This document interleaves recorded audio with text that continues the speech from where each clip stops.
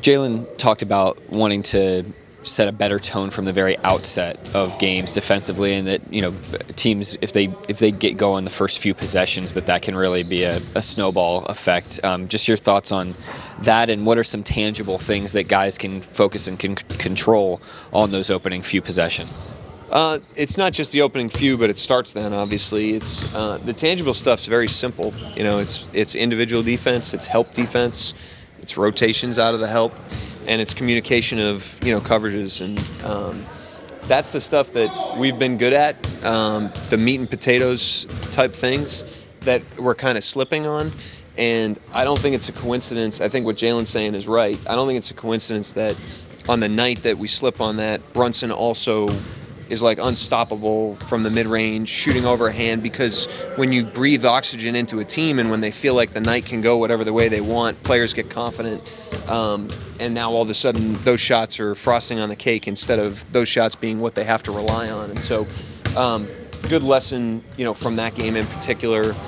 We're not far away. We have a lot of good possessions, but to be a good defense against a good offense, you have to be really good most of the time. And right now, we're really good some of the time. You mentioned the word slip, and slippage is kind of a term that pretty much every team in the NBA will use at some point, if not multiple times throughout the course of a season. Just from a big picture perspective, is this a good experience for so many of these young players in the NBA to experience their own slippage and trying to recapture that? Yeah, you're never going to avoid it over 82 games. You're going to have every experience. I think the best teams keep the car on the road more times than not, and the best teams, when the car slips off the road a little bit, they get it back quickly.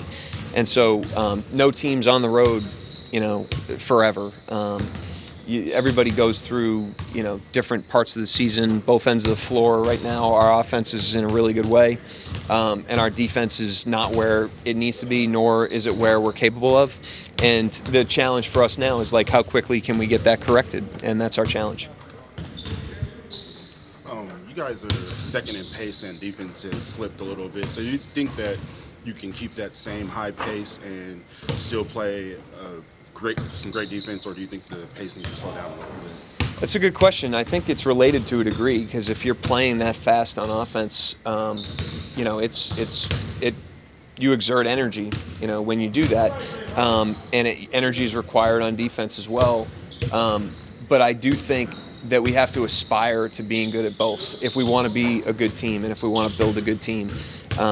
We can't lower the bar, and we have the depth and the young legs to be able to do that, in my opinion. So I'm not saying that I think it's an astute observation. I think you're right. It is hard to sustain a fast pace and also exert a lot of energy defensively, but it's also what it requires to be a good team, and it's leaning into the strengths of what we have, which is a young team that a lot of guys can play, and we've got to lean into that. I'd say we have to double down on that before we pull back on it. Is that more attention to detail on defense, or is it just giving more effort? I actually think the effort, these guys want to win, and if effort was a problem, the pace wouldn't be as good as it is. So the effort's there. It's kind of our first experience with this core of seeing the ball go in this much for a sustained period of time, and that can be a little intoxicating. And we just have to sober up a little bit and get back to sitting down and guarding the ball and getting to our help spots, and realizing that if you want to be a sustainable good team, you have to defend and rebound. You got to block and tackle. It's not all spread offense, Hail Marys. I know it's only been 16 games for him, but what have you seen differently from Shai in terms of how he's scoring the ball and how he's carrying himself around the team? The way he's carried himself around the team's never changed. He's matured as a leader.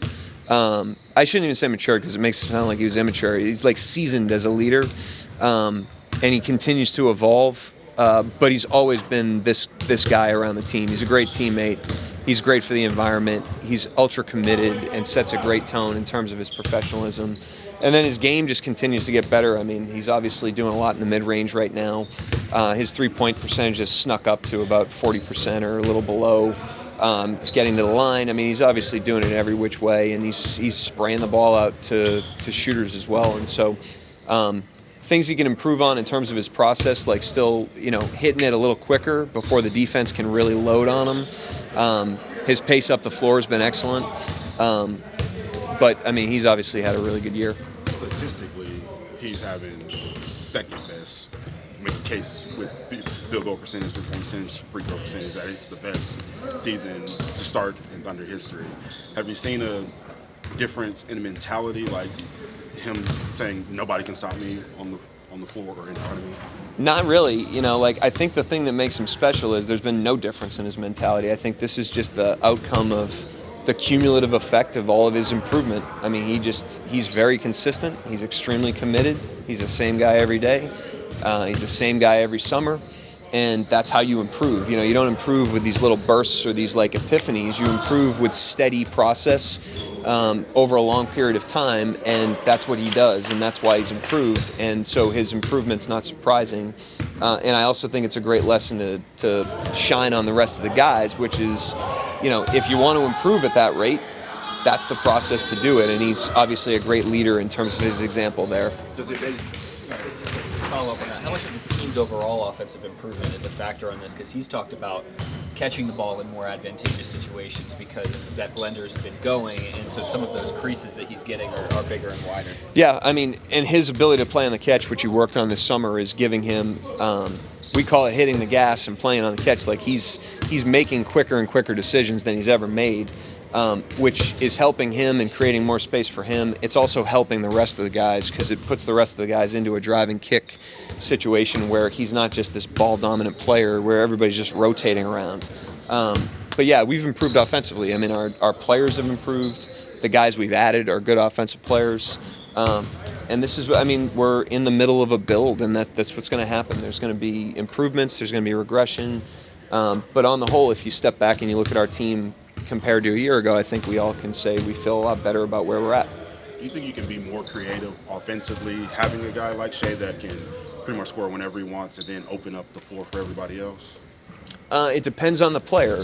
I actually think really talented players can make you less creative offensively because they play on their terms a lot of times. And the thing that's special about him is he's a really talented player that can really get wherever he wants, but he doesn't he doesn't handcuff you as a team or as a coach in terms of your creativity or in terms of the way the rest of the team can play because he's such a coachable guy that is easy to play with and easy to be around. And that's why, if you're talking about like X factors with him, that's the X factor is he's the person he is. And you don't really, you hear stories about superstars being divas, and Shea obviously isn't one.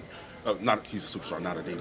But does it make things easier for you knowing that he's not somebody that you have to worry about being a diva? He's an extremely humble guy. Yeah, stepping back from big picture. If you're coaching in the NBA, the chairman of the team has a factor on what your job's like. The main executive of the team has a factor on what your job's like, and your best players. And so you're asking about that. It's like, this is a great place to play. It's a great place to coach. It's a great place to work because we have the most humble chairman you could ever possibly imagine that just supports the hell out of us and stands on the sideline and cheers the team on, cares about Oklahoma big picture, and that he never gets distracted from that. All he cares about is that this team is a representation of the community. We have Sam, who's an outstanding executive with a great team, and we have players, not just Shea, but we have young, talented players that are really good people and as good of people and professionals as they are players. And so that's, the soil is fertile. Anyone else? Thank you, Coach. Yep, thanks, Mark. Guys.